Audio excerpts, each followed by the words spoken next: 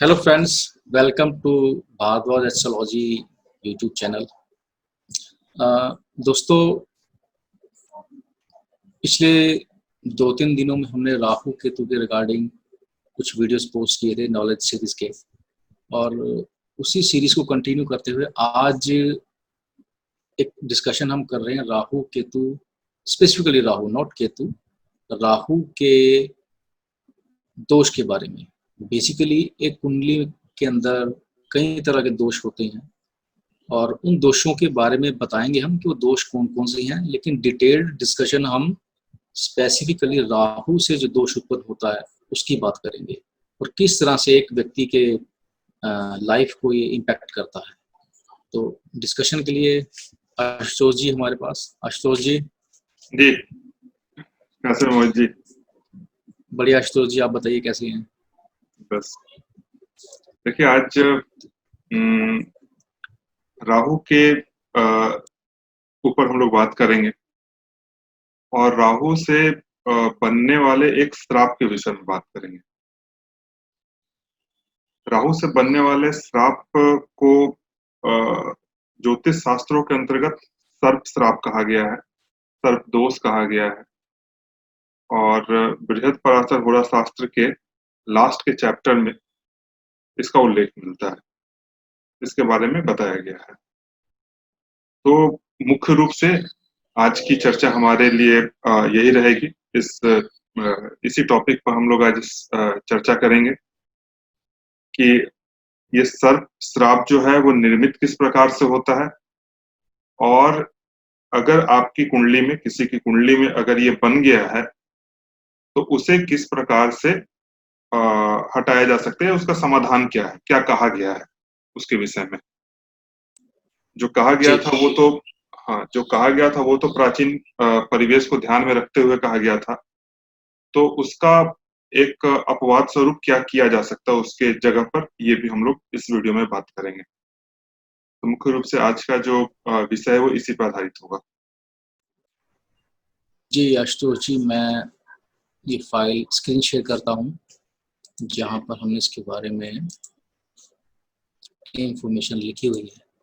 जी, ये है वो अलग अलग तरह के श्राप या दोष जो कुंडली में होते हैं। देखिए, मुख्य रूप से 9 प्रकार के दोष होते हैं। जन्म कुंडली में मुख्य रूप से 9 प्रकार के दोष होते हैं और व्यक्ति को जो लाइफ में जो परेशानियां आती हैं, जो कष्ट आते हैं या कार्यों में जो देरी होती है, उसमें इन श्राप का भी बहुत हद तक योगदान होता है। क्योंकि ये जो श्राप है ये हमारे खुद के किए हुए कर्म है। जैसे अगर हमने कोई कर्म किया और उस कर्म का फल लेने के लिए हमारा जीवन शेष है, तब तो वो कर्म का फल हमें उसी जन्म में मिल जाएगा। लेकिन अगर कर्म का फल भोगने के लिए वो जीवन की आयु, जो आयु थी वो कम पड़ गई, तो फिर वो कर्म अगले जीवन में ट्रांसफर होता है या अगले जन्म में ट्रांसफर होता है और फिर उसे अगले जन्म में भोगना पड़ता है। तो ये जो कर्सेस हैं ये इसी प्रकार के हैं, या तो ये इस जन्म के या फिर पूर्व जन्म के किए हुए हमारे खुद के पाप हैं, जिस कारण से ये कर्सेस निर्मित होते हैं। अब यहाँ पर हम सबसे पहला जो दोष है, कर्सेस ऑफ अ सर्पेंट, जिसको नाग दोष बोलते हैं, राहु के द्वारा ये निर्मित होते हैं, इसी की चर्चा करेंगे। और ज्योतिष शास्त्र में कुल 9 प्रकार के मुख्य रूप से अगर हम लोग बात करें तो कुल 9 प्रकार के दोष के बारे में बताया गया है। पहला नाग दोष, दूसरा पितृदोष, मातृदोष, भ्रातृदोष, पांचवा पत्नी दोष, छठा काका काकी का दोष, सातवां ब्राह्मण का दोष, आठवां कोई जो पूर्व जन्म में हमारे कोई पूर्वज थे जिनका दाह संस्कार बहुत अच्छे से नहीं हो पाया, उनका एक दोष, और फिर 9वां ग्रहों का दोष। तो ये कुल 9 प्रकार के हमारे दोष माने गए हैं, मुख्य रूप से यहाँ पर बोल रहा हूँ। और इन्हीं 9 प्रकार के दोषों के कारण व्यक्ति के जीवन में अशुभता आती है या फिर वो परेशान होता है किसी न किसी कारण से। तो जो पहला दोष है नाग दोष, इस दोष के कारण व्यक्ति को उसके जीवन में संतान से संबंधित दिक्कत आती है। संतान होने में दिक्कत आती है और अगर संतान हो जाए तो उसके बाद भी उसको पालने में दिक्कत आती है, क्योंकि संतान कई बार ऐसा होता है कि संतान जो है वो बीमार रहती है या 2 साल 4 साल जितनी साल की दशा होती है उतने साल वो बीमार रहेगी, फिर उसके बाद ठीक होगा। और मुख्य रूप से लेकिन इतना है कि संतान होने में दिक्कत होती है, संतान के संबंध में कष्ट होता है। तो कितने प्रकार से जो मुख्य प्रकार है उसको हम लोग यहाँ पर कवर करने का हम लोगों ने प्रयास किया है। और इसको बनने के लिए मुख्य रूप से 3 चीजें महत्वपूर्ण हैं, 3 बिंदु महत्वपूर्ण है जन्म कुंडली में। एक तो पंचम स्थान, दूसरा लग्न और तीसरा बृहस्पति। तो पंचम स्थान, लग्न और बृहस्पति, ये 3 जब कभी भी राहु से, मंगल से, शनि से प्रभावित होंगे तो फिर ये दोष का निर्माण होगा। और इन तीनों का जन्म कुंडली में अगर बली अवस्था में है, ये तीनों ग्रह अगर बली अवस्था में है जन्म कुंडली में, तब तो कुंडली आपके स्ट्रांग है, संतान से संबंधित दिक्कत नहीं होगी। लेकिन ये तीनों अर्थात कि लगन, पंचम स्थान और बृहस्पति, ये तीनों जितनी मात्रा में कम होते चले जाएंगे, इनका बल कम होते चले जाएगा, तो जन्म कुंडली में उसी अनुपात में संतान में दिक्कत आएगी। जैसे पहले रूल की ओर हम लोग अगर चले देखें तो देखिए यहाँ पर पहला जो नियम है वो हमने लिखा है कि Rahu is in the 5th house aspected by malefic planet like Mars. मतलब कि राहु जो है वो पंचम स्थान में बैठे हुए हैं और वो मंगल के द्वारा देखे जाते हैं, तो ये दोष का निर्माण होता है। तो इस कुंडली में आप देखेंगे कि राहु उच्च के होकर के मिथुन राशि में बैठे हुए हैं, क्योंकि पराशर ऋषि जो है वो राहु को मिथुन राशि में उच्च का मानते हैं। तो राहु उच्च का होकर के मिथुन राशि में बैठे हुए हैं, परंतु ये मिथुन राशि जो है ये जन्म कुंडली के पंचम स्थान में आती है, अर्थात कि राहु पंचम स्थान में स्थित है और मंगल की चौथी दृष्टि इस राहु पे पड़ती है, अर्थात कि राहु जो है यहाँ पर मंगल का एस्पेक्ट ग्रहण कर रहे हैं, मंगल का पाप प्रभाव भी ग्रहण कर रहे हैं, तो यहाँ पर पितृदोष का निर्माण हो जाता है। इस व्यक्ति को विवाह के 7 वर्षों के बाद संतान हुई थी, क्योंकि यहाँ पर राहु उच्च के हैं, बृहस्पति आप देखिएगा कि मित्र राशि में बैठे हुए हैं दसम स्थान में होकर के, तो संतान होगी लेकिन देर से होगी। तो इनको विवाह के 7 वर्षों के बाद इनको संतान हुई थी इस दोष के कारण। इसी तरह से दूसरे एग्जाम्पल में अगर हम लोग चले तो दूसरा एग्जाम्पल में एक और नियम इसी से संबंधित है। If the lord of lagna, Jupiter and the lord of 5th are all weak in strength, मतलब कि लॉर्ड का जो लग्न लॉर्ड है, पंचम स्थान का जो स्वामी है और जो जुपिटर है, ये तीनों जब कभी भी कमजोर स्थिति में होते हैं तो इस प्रकार का योग का निर्माण होता है। अब इस कुंडली में देखिए कि जुपिटर जो है वो नीच के होकर के बैठे हुए हैं, मकर राशि में नीच होकर के जुपिटर बैठे हुए हैं।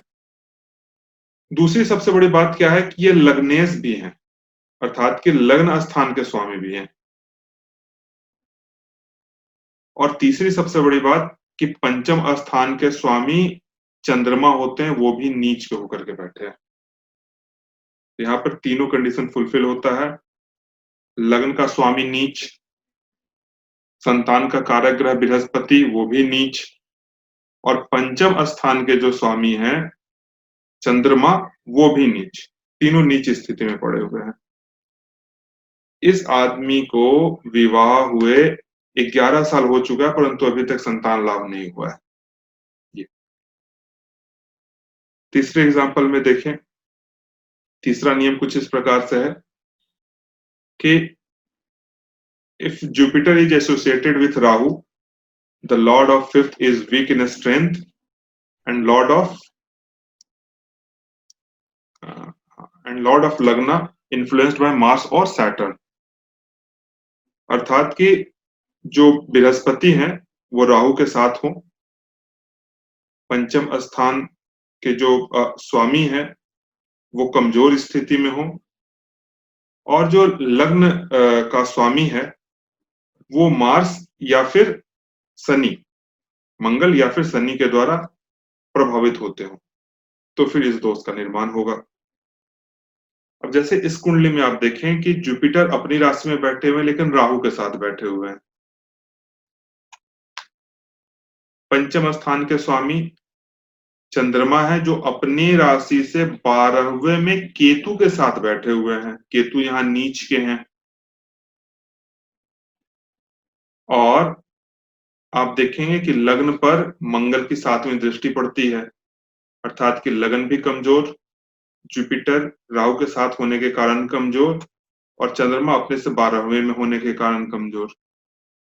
इनको संतान लाभ हुई थी, इनकी सिर्फ एक ही संतान है, पुत्र संतान है, और इनकी संतान जो हुई थी वो विवाह के 9 वर्षों के बाद हुई थी। विवाह के 9 वर्षों के बाद इनको संतान लाभ हुआ था। जी, इसमें मार्स जो है वो मैं देख रहा था कि लगन के साथ साथ ये जुपिटर को भी देख रहा है, लगन भाव को भी देख रहा है। जी बिल्कुल, जी, दोनों को प्रभावित करता है।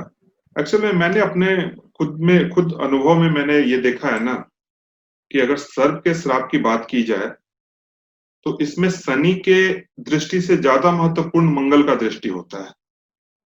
शनि की दृष्टि से ज्यादा हानिकारक मंगल की दृष्टि होती है, लेकिन सिर्फ ये सर्प श्राप के लिए मैं बात कर रहा हूँ यहाँ पर।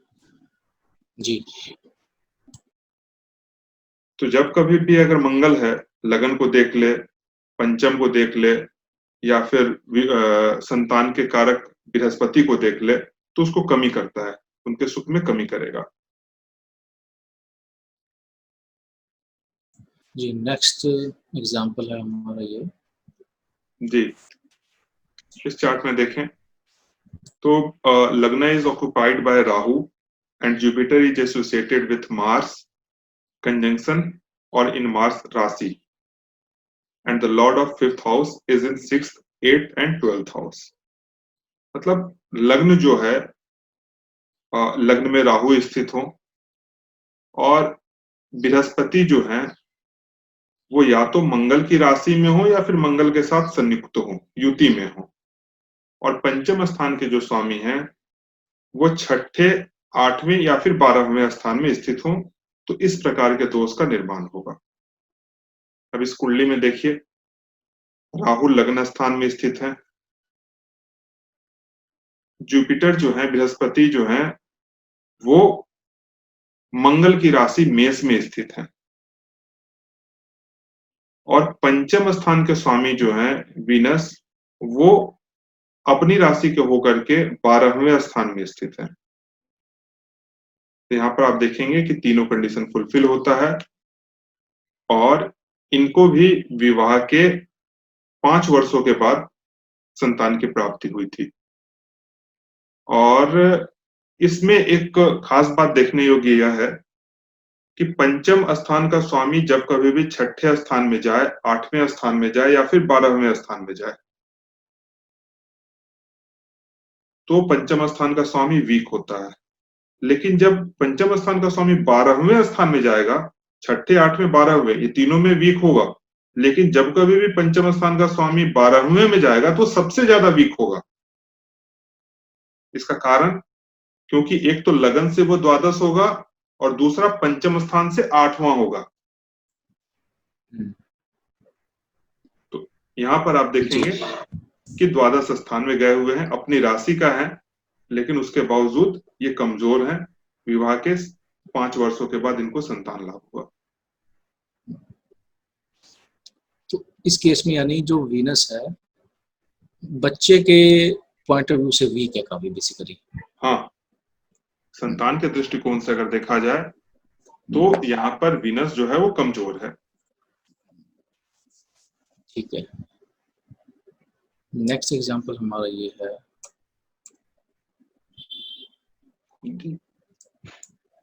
जी, ये हमारा लास्ट एग्जांपल है। द लग्ना इज सेजिटेरियस और cancer and the lord of fifth is associated with Rahu और मरकरी। अर्थात कि या तो कर्क लगन हो या फिर धनु लगन हो, और पंचम स्थान का जो स्वामी है वो राहु के साथ या फिर बुध के साथ युति में हो। और पंचम स्थान का स्वामी जितना कमजोर होगा, ये दोष उतनी ही ज्यादा बढ़ी हुई मात्रा में मिलेगा। अब इस कुंडली में चूंकि ये कर्क लगन की कुंडली है, लग्न में ही केतु बैठ गए हैं, पहला चीज। दूसरा कि पंचम स्थान में बृहस्पति वक्री होकर के बैठे हैं। पंचमेश मार्स जो है, पंचमेश मंगल जो है वो राहु के साथ बैठ गए हैं।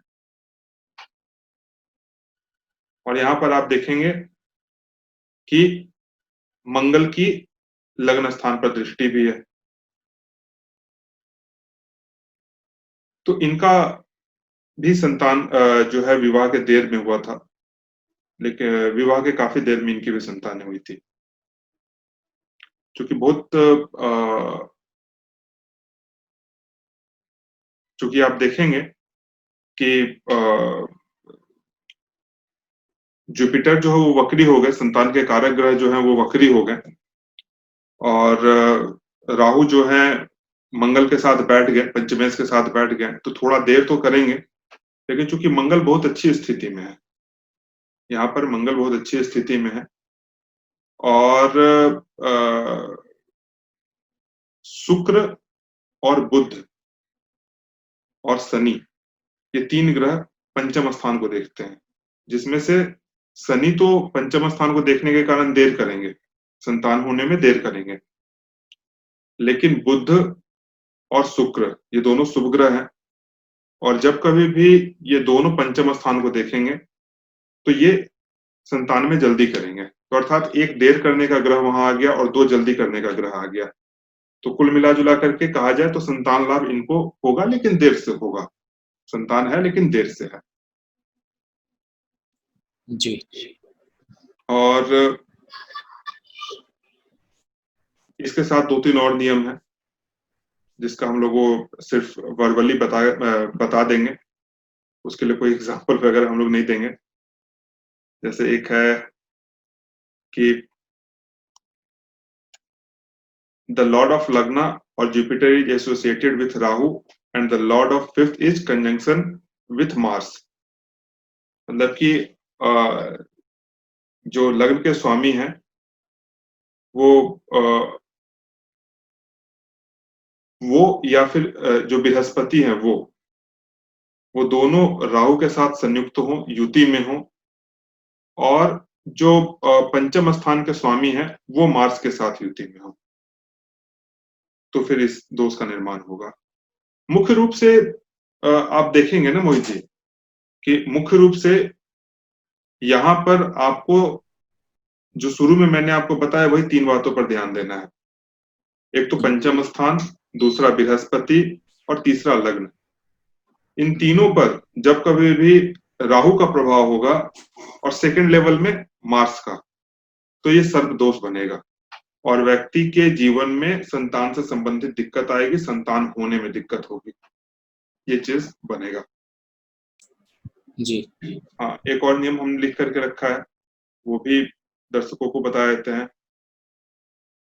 अगर पंचम स्थान का स्वामी मंगल के नवमांश में हो और मंगल के साथ ही युति में हो, और लग्न जो है उसमें राहु बैठे हों या फिर गुलिक बैठे हों, तो भी सर्पदोष का निर्माण होता है। इसमें भी विवाह में दिक्कतें आती है, संतान होने में दिक्कतें आती है। इसमें भी संतान इसमें होने में अष्टवज्र जो लगन की बात हम कर रहे हैं, ये लगन D1 का है या D9 का है? ये D9 का। D9 का, ठीक है। जी। ठीक है। और एक और रूल जो मेरे पास रखा हुआ था, हालांकि मेरे पास इसका चार्ट नहीं है, तो ऑडियंस के बेनिफिट के लिए मैंने इसको यहाँ डाल दिया कि रूल ये है कि if the lord of fifth is associated with Rahu and moon is in the fifth भाव एंड एस्पेक्टेड बाय सैटर्न, तब भी ये दोष उत्पन्न होता है और संतान होने में देरी होती है। जी। अब दोष की तो बात हमने कर ली, इसका कोई उपाय वगैरह? देखिए, अगर शास्त्रों की बात करें तो वहां पर 2-3 उपाय इसके दिए हुए हैं। वहां पर कहा हुआ है एक कि आप शुद्ध धातु का एक सर्प बना करके शिव जी के मंदिर में दान करें, या फिर बहते हुए जल में दान करें, या फिर किसी योग्य व्यक्ति को दान करें। फिर गाय का दान के बारे में कहा हुआ है, भूमि के दान के विषय में कहा हुआ है। लेकिन इसके अलावे भी जो आधुनिक अगर परिवेश की हम लोग बात करें, जिसको मैंने काम करते हुए देखा है, वो ये देखा है कि आप शुद्ध धातु के रूप में तांबे का प्रयोग कर सकते हैं। तो एक तांबे का सर्प बना करके आप बहते जल में प्रवाहित कर दें, या फिर शिव जी के मंदिर में उसे दान कर दें, या फिर किसी योग्य विद्वान व्यक्ति को वो दान कर दें। ये दान कब करना है? जिस दिन, जिस तिथि को आपका जन्म है। जैसे अगर मान लेते हैं कि पंचमी तिथि का आपका जन्म है, हिंदी महीने की, तो फिर पंचमी तिथि को आप दान करें।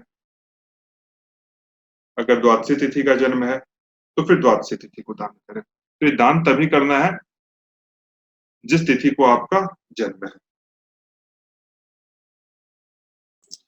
जैसे अभी आशुतोष जी आपने बोला गोल्ड का दान करना है। अब आज के टाइम में गोल्ड इतना ज़्यादा एक्सपेंसिव है कि लोग नहीं अफोर्ड कर सकते। जी। तो एक मैंने ये सुना है कि गेहूं को भी गोल्ड की ही संज्ञा दी गई है, गोल्ड के बराबर जी, माना बिल्कुल। गया है, कि गेहूं का भी दान दे सकते हैं। बिल्कुल, बिल्कुल। कई बार मैंने देखा है, कई बार इसके लिए मुख्य रूप से मैं ये उपाय करवाता हूँ कि जब भी देखता हूँ कि इस तरह का दोष अगर कुंडली में है, तो मैं उनको बोलता हूँ कि आप अपने वजन के बराबर अनाज, जिसमें गेहूं मुख्य रूप से हो, वो आप दान कर दें। तो ये दान करने के बाद बड़ा अच्छा फायदा करता है। और कई सारी कुंडलियों में मैंने देखा है कि ये वर्क होता है और बड़ी अच्छे प्रकार से वर्क होता है। और दान करने के कुछ वर्षों के अंतर्गत ही आप देखेंगे, कुछ वर्षों के अंतराल पे ही अ, उनको संतान लाभ हो जाती है। संतान से संबंधित जो दिक्कत है वो कम हो जाता है, खत्म होती है, या फिर मतलब उस वो जो परेशानी थी वो हटनी शुरू हो जाती है। तो जितना व्यक्ति का वजन है, उस वजन के बराबर गेहूं का दान करना, ये भी एक बड़ा अच्छा उपाय है। अगर ये न कर सकते हो तो तांबे का सर्प बना करके किसी विद्वान व्यक्ति को दे दें, बहते जल में प्रवाहित कर दें, या शिव जी के ऊपर जाकर चढ़ा दें। ये भी आप कर सकते हैं। ये दो उपाय, हाँ, ये 2 उपाय कर सकते हैं। इसको करने से निश्चित तौर पर लाभ होगा। एक उपाय मैं और बताता हूँ। गाय के दूध से बनी हुई कोई भी मिठाई, गाय के दूध से बनी हुई कोई भी मिठाई, वो आप शिव जी पे ले जाकर के चढ़ा दें। चढ़ाने के बाद कुछ मिष्ठान वहीं पर छोड़ दें और बाकी ला करके गरीबों में आप बांट दें। ये उपाय भी बहुत अच्छा काम करता है। जी। इसमें से जो व्यक्ति को अच्छा लगे वो कर सकते हैं, या फिर सभी कर सकते हैं, या तीनों कर सकते हैं। जितना उपाय हमने बताया वो सब कर सकते हैं। जी। तो आज जो उपाय बताए, हम श्योर अगर किसी को चाइल्ड या प्रोजेनी से रिलेटेड कोई इशू हो तो उसको कर सकते हैं, और अगर कुछ बेनिफिट मिलता है तो बहुत अच्छी बात है। इसे तो मैंने और कई लोगों इसके को साथ बताया ही है। डिस्कशन को रैप अप। जी, हाँ इसे जी। इस उपाय को तो मैंने कई लोगों को बताया है, क्योंकि कई सारी कुंडलियां आती हैं मेरे पास और कई तरह इस तरह के योग मेरे को दिखते हैं। विवाह से पहले भी मैं ये उपाय करवा देता हूँ कि भाई ये उपाय आप कर दो, आपकी कुंडली में सर्पदोष है। सिंपल सा है। आप अपने वजन के बराबर गेहूं, अगर 60 किलो वजन है तो 60 किलो गेहूं लेकर के गरीबों में दान कर दिए। और दान कैसे करना है, एक चीज इसमें एक चीज और है। 60 किलो गेहूं लेकर के एक ही आदमी को नहीं दे देना है, आप उसके 10-10 किलो के पैकेट बनवा लें और 6 लोगों को दे दें, या 5-5 किलो के पैकेट बनवा लें, 12 लोगों को दे दें, ऐसे। और गरीब लोगों को देना है, जरूरतमंद लोगों को देना है। हाँ, ये बात आपने सही की है कि दान उसी को दें जिसको उसकी जरूरत हो। ऐसा नहीं कि सिर्फ दान देने के लिए दे दिया, बिल्कुल सिर्फ फॉर्मेलिटी पूरी की। बिल्कुल। जी अशोक जी, ठीक है, आज का फिर सेशन हम रैप अप करते हैं। और जो बाकी हमने दोष इनकी शुरू में बात की थी, फिर किसी और दिन इनके ऊपर चर्चा करके ऑडियंस के बेनिफिट के लिए वो वीडियो भी पब्लिश कर देंगे। Thank you so much.